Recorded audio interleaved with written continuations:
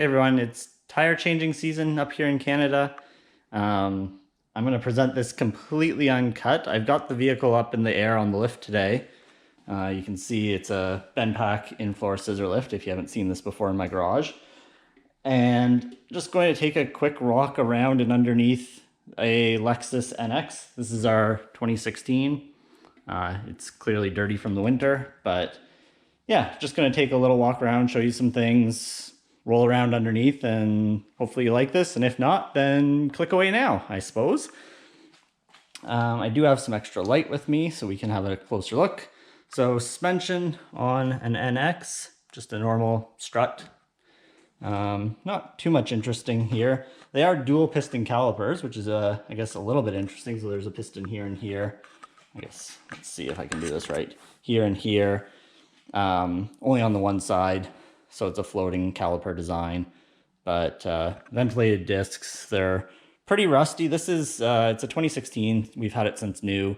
Only about 30,000 kilometers on it. We don't drive a lot, but it's in fairly good shape for a Canadian vehicle after almost a little over 6 years.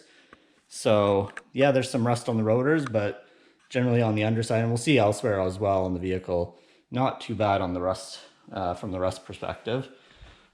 Oh, and if you're wondering how this actually lifts the vehicle, there's some contact blocks here that actually go onto the pinch welds that hold it up. Same in the back. These are actually also all the original brakes. I do service them each year, but so just to lube the pins here and clean up everything, clean off all the dust and stuff, I do that every year. But they are the original brakes, so they've seen that entire 6 years. Not too exciting in the back. Spring, strut, or shock, I guess. Yeah, a little bit of surface rust here and there, but whatever. So that's the one side. Something else, I guess, just while I'm here, I do use these, they're OTC brand under hoist jacks. I cut these down, so they're actually usually taller, but they do give me just a little bit extra support. You can see another one down there at the back. The other nice thing about this kind of lift is it is clear floor in the middle. As I sit down here, actually, I should show you this. One of the first projects I made with my welder was a little rolling stool here. So it's just some upholstery foam and vinyl on a steel frame with a board and some casters. I have somewhere back over here, I guess, you see the red thing in there. It's a taller rolling stool sort of thing, but it was too tall for my head to fit underneath the vehicle. So this way I can actually fit underneath without hitting my head. I can actually roll properly underneath. So just take a little look around. Pretty typical design. You can see actually for a 6-year-old vehicle in Canada, it's pretty rust-free overall. I do each fall use fluid film and an underbody sprayer, or a rust proofing gun, I guess you could call it. I use those to spray down the chassis and body and stuff, and so that's helped keep it fairly rust free. There's the oil filter down under here, the oil pan, transmission pans back in there somewhere. Doesn't look like I've got any leaks, which is good. Just having a look around here. Yeah, pretty clean in that sense. This is a little 2-liter turbo engine. It's only 235 horsepower. The new ones are, I think, 275 or something. They've upped the displacement and added a bit of power. A bit nicer than this, but hasn't given us any trouble other than a water pump around 20,000 kilometers, which was at least covered under warranty, but surprising to lose a water pump that early. But saw at the time a whole bunch of pink fluid dripping down in that location. But keeping on moving. There's the exhaust, the drive shaft as well, or the drive shaft from the back, or to power the back, the all-wheel drive. At some point I should show you these cool pliers. Let me roll out that way over to the toolbox here. If you've never seen these before, the Lilly brand exhaust hanger pliers.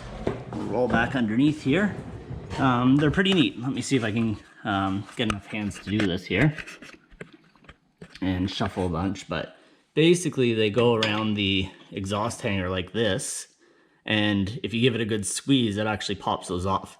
Much easier than trying to use a hook or something else to get those exhaust hangers off. So pick yourself up a set of these. They're, I don't know, 30-40 bucks, but if you do exhaust work, they're kind of a must-have. We'll roll back over here. Throw them in the fun drawer here of all the fix-it drawer, as I call it. And spin them back around. All right, so back on our journey underneath. Again, pretty rust-free. Exhaust is not falling apart yet, which is nice.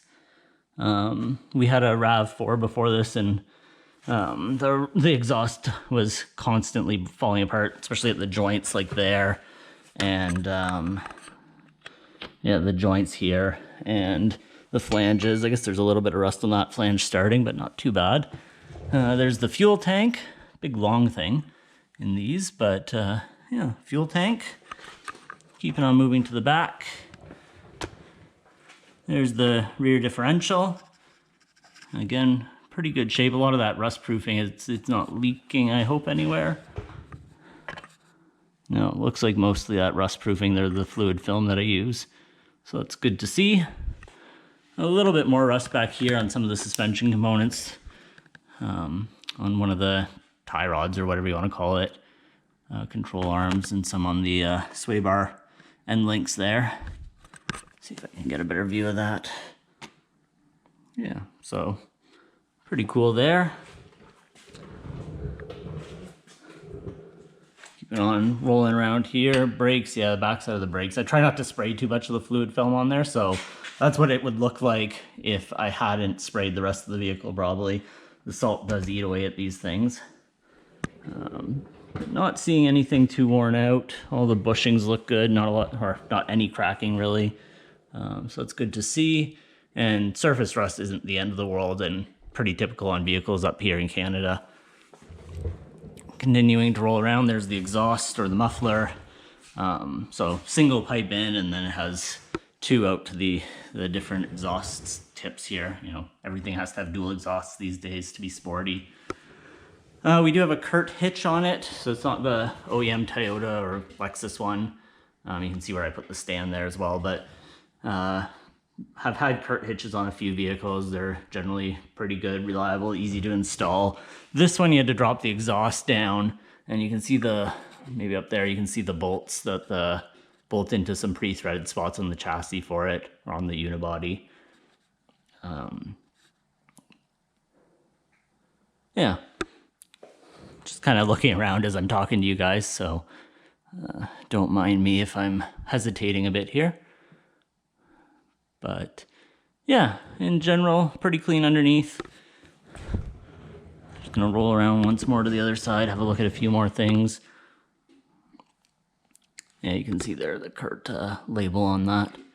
But you did have to drop the exhaust down to install it, but other than that, it was pretty straightforward. So rolling back towards the front again.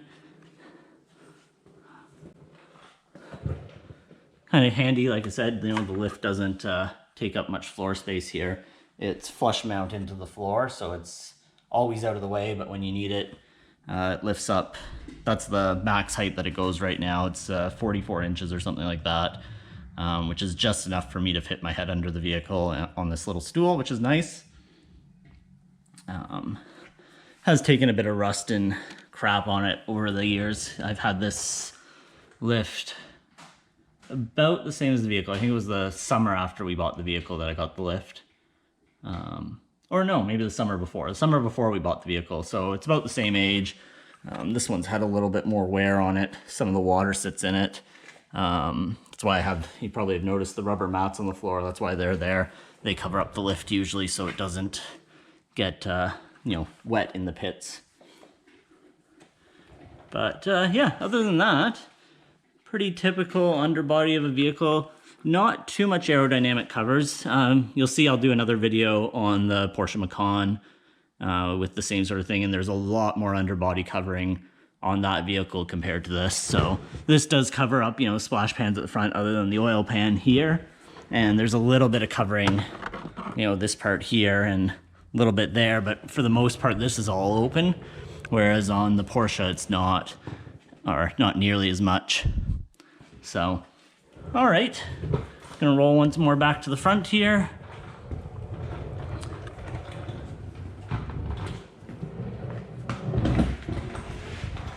And back up and out. So I guess that's about it for today. Thanks for watching. If you found this interesting, let me know in the comments below. I haven't really done any videos that are this uncut or unscripted. So let me know if you find this interesting or this style, or you want to see underneath more vehicles, and maybe I can get some others up on the lift other than mine, and we can have a closer look underneath. Anyway, yeah, thanks for watching, and we'll see you next time.